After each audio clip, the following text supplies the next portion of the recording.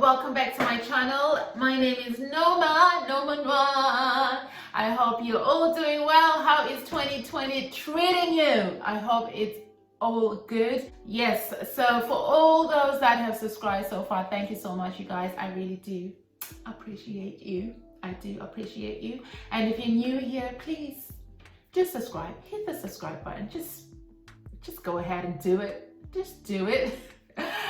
Okay, let's jump straight into today's video. As the title suggests, I am dedicating this to first-time buyers. I'm wondering, should we make this into a bit of a series? Let's see how we get on with this first of all. Yeah, maybe property Mondays. Should we do that? I don't know.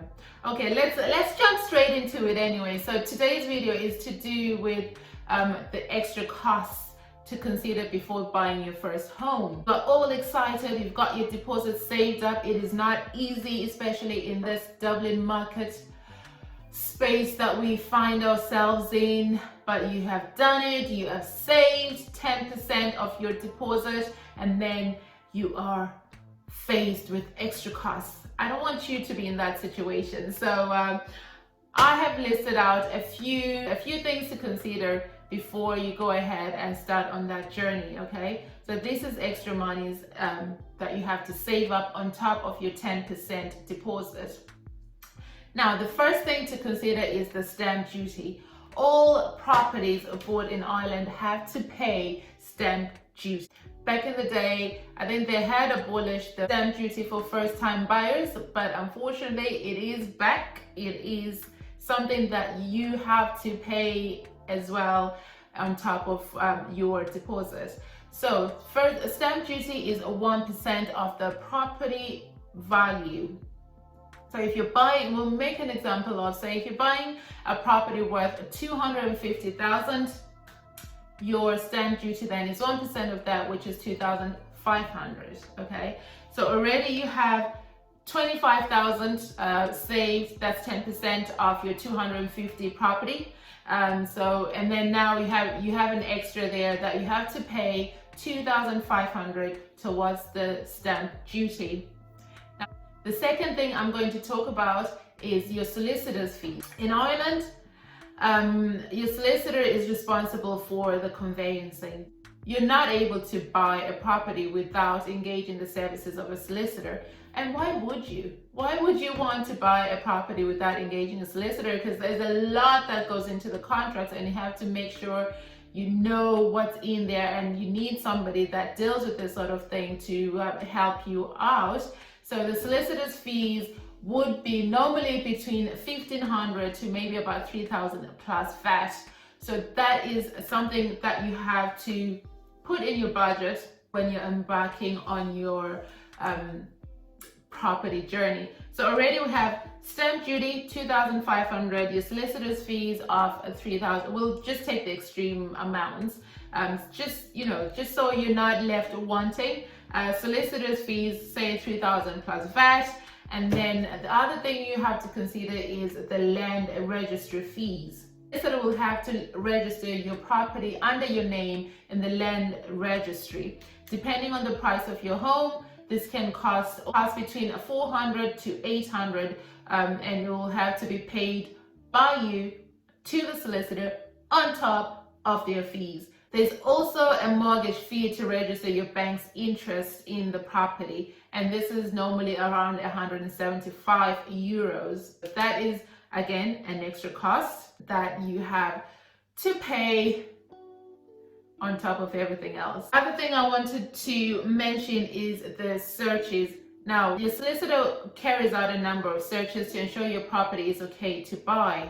For example, they'll carry out a planning search to ensure that there aren't any major plans that will impact on the value of your property, and they might carry out as well judgment searches to see if any previous owners had unpaid debt, because if they don't and then you buy the property, that debt is transferred to you. So this is why you need a solicitor. You need to make sure everything is ticked off and done to the letter of the law. So these searches can cost anywhere between 100 and 200 euros. So that's, again, an extra cost that you have to pay. Okay. Now, the other thing, anyway, number 4, is the valuer's report. Your mortgage lender, your bank or whatever, will want to be sure that you're paying a fair price for your property. So they will normally have a list of valuers that they use for this purpose. You will then have to pay, I think it should be around 150 for the valuer's report. If you're buying a second-hand home, it is advisable to get a surveyor's report to make sure that the house is structurally sound, because if there are any structural issues, come on now, nobody needs condensation, damp, dry rot, pyrite. Pyrite is a cancer for houses, so you just need to make sure that everything is in tip-top condition. So getting a surveyor's report may cost in the region of around 300 plus VAT. So VAT is calculated at 23%. Number 5 then is your mortgage protection. I cannot stress this enough, you have to get your mortgage protection. So this is a form of life insurance to make sure that if anything happens to you, your mortgage is paid off by that insurance. Now, how much you pay will depend on your age, your health, and the size of your mortgage. So you should expect to pay for mortgage protection anywhere between 20 and 30 euros a month, okay? So this is something that you really need to make sure that you have.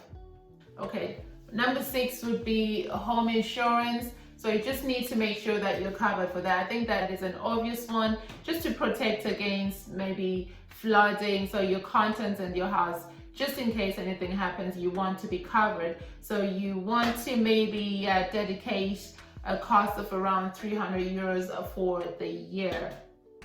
Okay, and the last thing I want to mention, this is an obvious one, it doesn't apply to everybody. If you're not buying an apartment, this probably won't apply to you, but for most people buying an apartment, you have to pay management fees. So that is something that you have to consider as well, and they're paid yearly.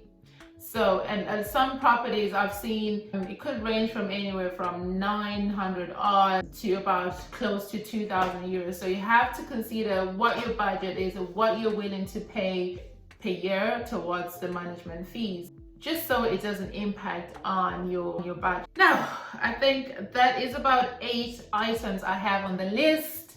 So, to round up, we have stamp duty 1%, solicitors fees, land registry fees, the searches, valuers reports and surveyors reports, your mortgage protection, your home insurance, and if you're buying an apartment or a townhouse or something like that, your management fees. Okay, so there you have it, guys.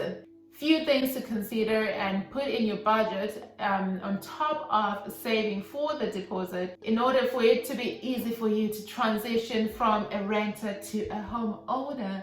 I hope this has been useful to somebody out there, and I'm sure if you have any questions or you want to talk about your experience going through the whole first-time buyer rigmarole, getting your mortgage and finally getting your keys, please let's talk about it. If there's anything that I've missed out, please do comment down below and add it on so we can help each other out as well, you guys. So yes, I think we've come to the end of this video. Thank you so much for watching, and I really do hope this was helpful to somebody out there. All right, you guys, thank you so much for watching. I love you for watching. Bye now. Mwah.